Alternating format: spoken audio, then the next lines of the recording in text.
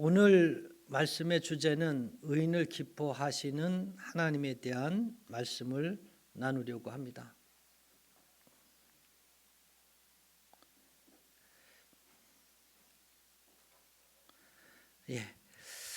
사랑하는 성도 여러분, 우리가 살아가는 현실, 지금 2026년이라고 하는 현실의 세계는 참으로 불안한 시대입니다. 세계 곳곳에서는 여전히 전쟁과 분쟁이 이어지고 있습니다. 강대국들은 서로 경쟁하며 긴장을 높이고 있고, 경제는 회복되는 듯하다가도 다시 흔들리고 있습니다.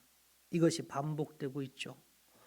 기후위기로 인해서 예상치 못한 재난들이 계속되고 있고, 기술은 눈부시게 발전하지만 사람의 마음은 점점 더 메말라 가고 있습니다. 특별히 인공지능과 디지털 기술이 급속히 발전하면서 사람들은 편리함을 얻었지만 동시에 더 큰 혼란 속에 살아가고 있죠. 정말 무엇이 진실인지 분별하기 어려운 시대, 가짜와 진짜가 섞여 있는 시대, 사람보다 시스템이 더 중요하게 여겨지는 시대 속에서 많은 사람들이 불안과 두려움 가운데 살아갑니다. 사람들은 묻습니다. 세상은 어디로 가고 있는가? 이 시대에 믿음을 지키며 살아가는 것이 맞는가? 정직하게 살아가는 것이 정말 의미가 있는가? 이런 말들을 합니다. 오늘 시편 68편은 바로 이런 시대를 살아가는 우리에게 분명하게 해주시는 하나님의 말씀입니다. 하나님은 여전히 살아계시며 의인을 기뻐하신다. 할렐루야. 같이 한번 해보겠습니다. 하나님은 여전히 살아계시며 의인을 기뻐하신다. 오늘 말씀을 통해서 혼란한 세계 속에서 의란 무엇인가? 하나님께서 왜 의인을 기뻐하시는가? 마지막 시대를 살아가는 성도의 자세는 무엇인가에 대해서 여러분과 함께 은혜를 나누고자 합니다. 오늘 1절 말씀이에요. 하나님은 일어나사 원수들은 흩어지며 그랬어요. 이 말씀은 단순한 시적 표현으로 여기면 안 됩니다. 이것은 하나님께서 지금도 세상을 다스린다는 믿음의 선언입니다. 오늘날 세계는 강한 나라와 강한 권력이 세상을 움직이는 것처럼 보입니다. 군사력과 경제력, 기술력과 정보력이 세상을 지배하는 것처럼 보이죠. 그러나 성경은 분명히 말씀하십니다. 세상을 움직이는 마지막 주권은 하나님께 있다. 할렐루야. 뭐라고요? 세상을 움직이는 마지막 주권이 누구에게 있다고요? 하나님께 있다라고 하는 것입니다. 성도 여러분, 우리가 뉴스를 볼 때마다 마음이 흔들릴 수 있습니다. 전쟁의 소식, 경제 침체의 소식, 자연재해의 소식, 사회적 갈등과 분열의 소식들 속에서 사람들은 미래를 두려워할 수밖에 없어요. 그러나 믿음의 사람들은 세상을 보며 무너지는 사람들이 아니라 하나님을 바라보며 서는 사람들입니다. 시편 기자는 현실이 평안해서 찬양한 것이 아닙니다. 오히려 혼란 속에서 하나님을 바라보았기 때문에 찬양할 수 있었던 것이에요. 여러분, 흔들리는 곳에 기초를 놓아서는 안 됩니다. 여러분이 단단한 닻을 내린 배와 같이 그 닻을 하나님께 내려야 할 줄로 믿습니다. 오늘 가장 중요한 질문은 이것입니다. 이 시대에 의롭게 산다는 것이 무엇인가? 과거는 옳고 그름의 기준이 비교적 분명했습니다. 그런데 오늘날은 좀 달라지는 것 같아요. 진리가 상대화되고 있다는 것입니다. 사람들은 말합니다. 각자의 진리가 있다. 정답은 없다. 내가 좋으면 그게 옳은 것이다. 그러나 성경은 그렇게 얘기하지 않습니다. 분명하게 말합니다. 의는 하나님과의 관계 속에서 결정된다라고 하는 것이에요. 그렇다면 의란 무엇입니까? 첫째, 의는 하나님 앞에서 바르게 사는 것입니다. 성경에서 의란 단순히 착한 행동이 아니지요. 의는 하나님 앞에서 바르게 살아가는 삶입니다. 즉 세상의 기준보다 하나님의 기준을 더 중요하게 여기는 것입니다. 오늘 시대는 성공을 우상처럼 섬깁니다. 어떤 방법으로 성공했는지는 중요하지 않고 결과만 좋으면 된다고 말합니다. 그러나 하나님은 결과도 보시지만 더 중요하게 과정을 보시는 분이십니다. 정직함을 보십니다. 진실함을 보십니다. 하나님을 경외하는 중심을 보십니다. 둘째, 의는 시대를 거슬려 믿음을 지키는 것입니다. 물이 흘러가는 대로 따라가면 그것은 죽은 물고기와 같은 모습입니다. 살아있는 물고기는 물을 거슬려 올라갑니다. 그러나 죽은 물고기는 물을 따라 흘러내려가게 되는 것이죠. 여러분의 믿음이 살아있다고 하면 시대를 거슬러 믿음을 지키는 사람들이 되어야 하는 줄 믿습니다. 시대와 타협하면 죽은 믿음의 소유자인 것입니다. 우리가 지금 살아가는 시대는 신앙을 지키기 쉬운 시대가 아닙니다. 세상은 점점 더 하나님 없이 살아가려 합니다. 예배보다 오락이 우선되고 기도보다 정보 검색이 익숙해졌습니다. 사람들은 하나님의 묻기보다 알고리즘에 묻습니다. 그러나 성도 여러분, 의인은 시대를 따라가는 사람이 아니라 하나님을 따라가는 사람입니다.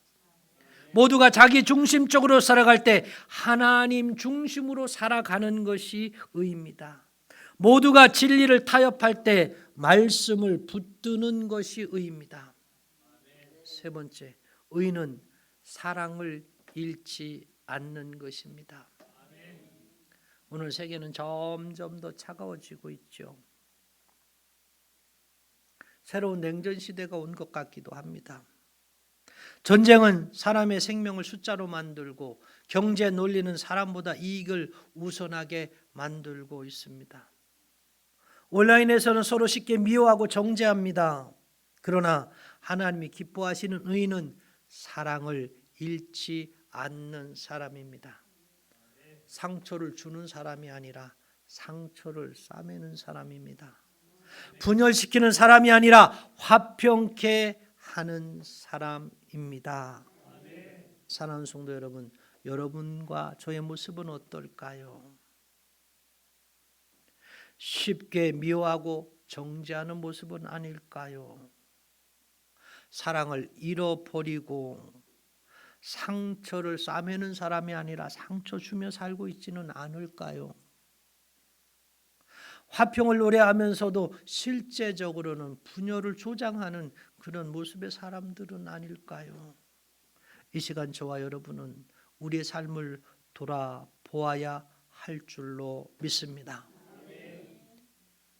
아직 우리에게 사랑이 남아 있다면 그 사랑을 지키고 풍성하게 할 필요가 있는 줄 믿습니다. 하나님은 왜 의인을 기뻐하십니까? 오늘 3절에요. 의인은 기뻐하여 하나님 앞에서 뛰놀며 그랬죠.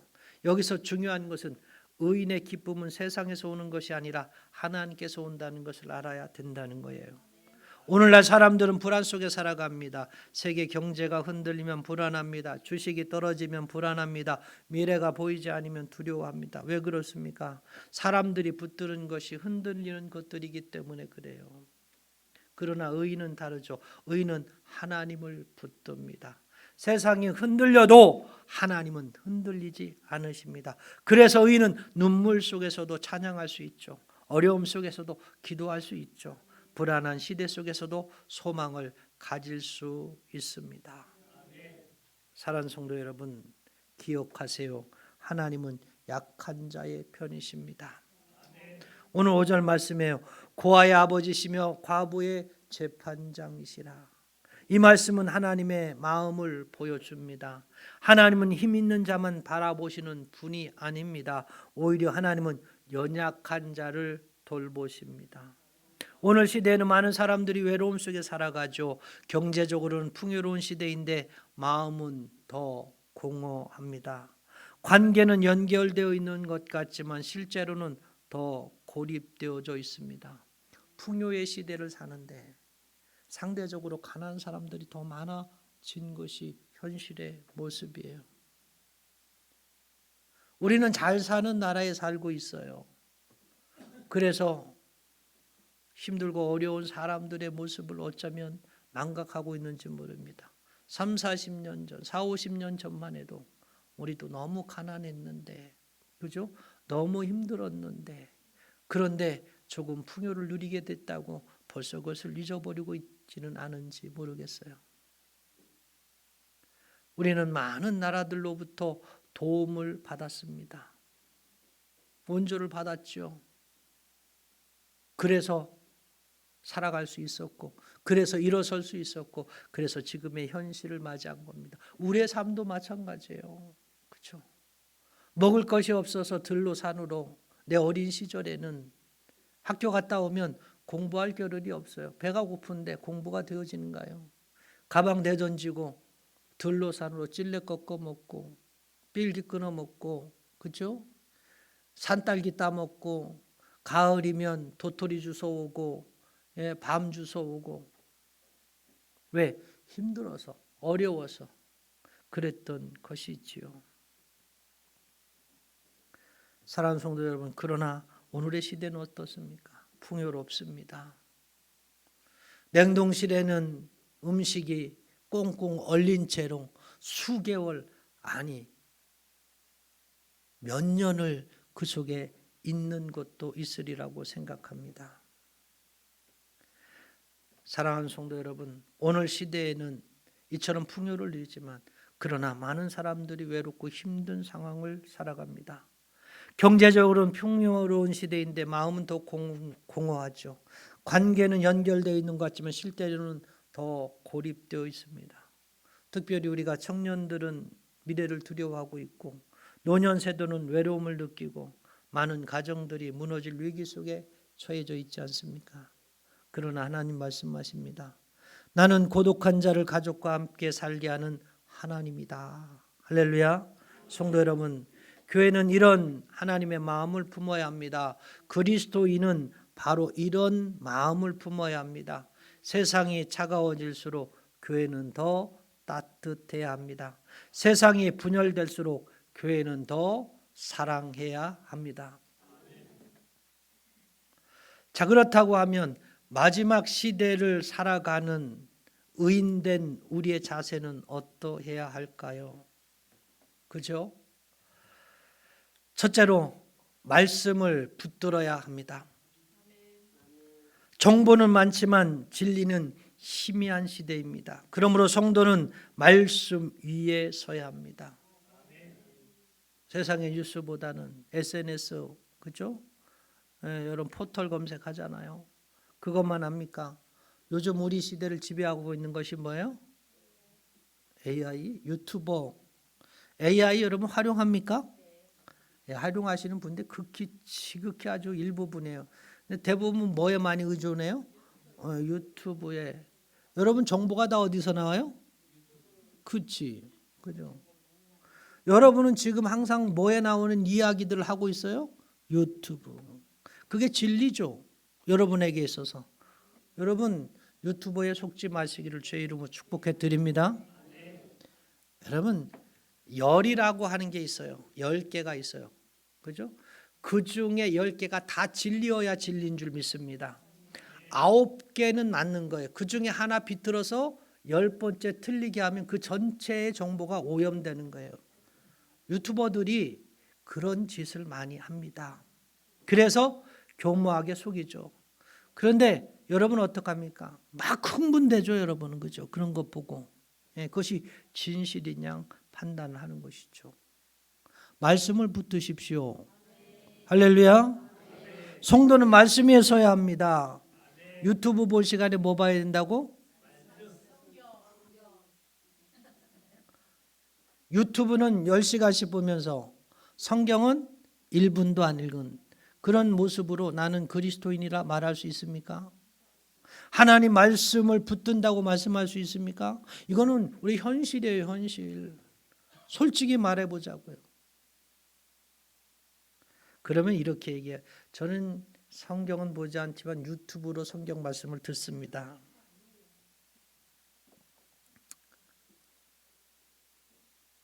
읽고 묵상하시기를 축복해 드립니다. 은혜가 다 달라요. 제 신학교 동기들이 10명이 한길이라고 모여요.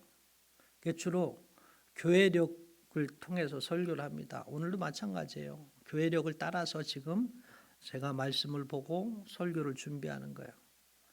근데 똑같은 본문을 놓고 설교를 준비하는데 은혜가 다 달라요. 제목도 다 다르고 내용도 다 달라요. 한 번씩 우리가 설교를 올리거든요. 그런데 어떻게 똑같은 본문을 보고 그죠? 그렇게 다른 생각을 할 수 있고 다른 은혜를 전파할 수 있을까? 그저 듣는 것으로 만족하면 안 됩니다. 보고 묵상하셔야 됩니다. 할렐루야. 그런 시간을 여러분 어디에 빼앗기는 거예요? 유튜브에 빼앗기는 것입니다. 정신 바짝 차리세요. 옆 사람에게 얘기해 주세요. 정신. 얘기해 주세요. 정신 바짝 차리세요. 할렐루야. 그래요. 유튜브보다 말씀, 세상의 유행보다 말씀, 사람의 의견보다 하나님의 음성을 들어야 합니다. 두 번째로 예배를 생명처럼 여겨야 합니다. 오늘 시대의 가장 큰 위기 중 하나는 영적인 무감각입니다. 사람들은 바쁘지만 하나님 앞에 머무는 시간은 그죠? 그 바쁜다는 핑계로 줄어들고 있습니다. 그러나 이는 하나님 가까이 머무는 사람이었습니다. 그런 사람을 하나님 기뻐하셔요. 여러분, 믿음의 사람으로 우리가 존경하고 또 본받기를 원하는, 그리고 하나님께 큰 축복을 누리고 정말 그와 같은 사람이 없다라고 이야기하는 다윗 왕을 한번 보시기 바랍니다. 다윗은 뭐예요? 왕이 되었어요. 여러분 생각을 해보세요. 우리 태백 시장만 해도 24시간이 아마 부족하리라고 생각을 합니다. 그렇지 않겠어요? 시정을 돌보는데. 근데 여러분 생각해보세요. 한 나라의 왕이에요. 시간을 아마 쪼개서 쓸 거예요. 잠자는 시간까지도 아까울 거예요. 그죠? 그런데 다윗이 가장 많이 시간 낸 것이 뭐예요? 어떤 것이에요? 그렇죠. 하나님 앞에 서는 시간이에요. 그는 말씀을 보고 그는 기도를 하고 하나님의 은혜에 대해서 시를 쓰고 그죠? 그것은 노래를 만들고 사람들을 모아 찬양케 하고 할렐루야. 여기 다윗보다 내가 더 바쁘다는 사람이 있으면 손을 한번 번쩍 들어보세요. 아마 없으리라고 생각합니다. 여러분 바쁘죠? 힘들죠? 그러나 예배를 포기하시면 안 될 줄 믿습니다. 하나님 앞에 서는 시간을 포기하지 마시기를 주의 이름으로 부탁을 드립니다. 굉장히 중요한 거예요. 의인은 하나님 가까이 머무는 사람입니다. 기도를 놓지 않고 예배를 소홀히 하지 않고 하나님과 동행하는 삶을 살아가는 거예요. 셋째, 두려움보다 믿음을 선택해야 합니다. 그렇죠?